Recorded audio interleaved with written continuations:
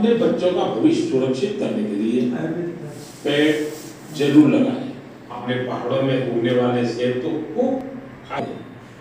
श्री शैल तेली जी ने ही होती थी, लेकिन अब किन्नौर की खूबसूरत सांगला घाटी में भी आज अप्रैल का आखिरी रविवार पार कर चुका था। बिहार की उपजाऊ धरती पर ये अंग्रेज किसानों को नील की खेती के लिए আমাদের যশস্বী প্রধানমন্ত্রী যেসব অনুষ্ঠান করে সারা দেশের মধ্যে সবটা পার্টিগতভাবে না, দেশকে সমৃদ্ধশালী করার জন্য নিয়ে যাচ্ছে। মন কি বাত এই অনুষ্ঠান শুধু বিজেপির জন্য না, 140 কোটি ভারতবাসীর জন্য। উনি 140 কোটি ভারতবাসী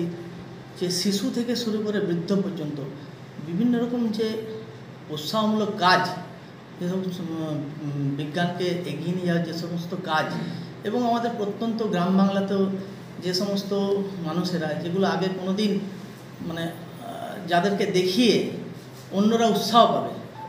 সেই রকম যেসব উদাহরণ আজ নরেন্দ্র মোদীজি সারা বিশ্বের সামনে তুলে ধরছেন, এটা আগামী দিনে আমাদের যারা পিছিয়ে পড়া লোক তারাও এগিয়ে যাচ্ছে, যুবরা এগিয়ে যাচ্ছে এবং ছোটরাও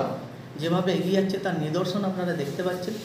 2014 আগের ভারতবর্ষ এবং এখন ভারতবর্ষ, এটা দুটোর আকাশ জমিন তফাৎ। দেশের প্রধানমন্ত্রী যশস্বী প্রধানমন্ত্রী সম্মানীয় নরেন্দ্র দামোদর দাস মোদী আসমুদ্র হিমাচল কাশ্মীর থেকে কন্যাকুমারী, কচ্ছ থেকে কোহিমা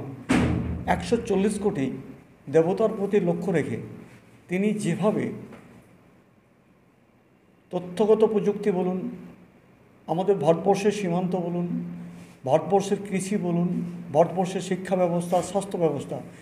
প্রত্যেকটি ক্ষেত্রতে তিনি যেভাবে নজর রেখে এগিয়ে চলেছেন, সারা বিশ্বের মধ্যে দেশকে 3 নম্বর শুধু নয় 1 নম্বর স্থানে প্রতিষ্ঠাতা করার লক্ষ্যে তিনি প্রতিজ্ঞাবদ্ধ হয়েছেন। আজকে 121তম এই যে মন কি বাত অনুষ্ঠান, তিনি আগামী দিন কি হবে, আগামী দিন কি করতে চলেছেন, সেটা সমগ্র দেশবাসীকে, ছাত্র সমাজ, যুব সমাজ, নারী সমাজ, পুরুষ শাসিত সমাজ, যে সমস্ত জায়গাগুলোতে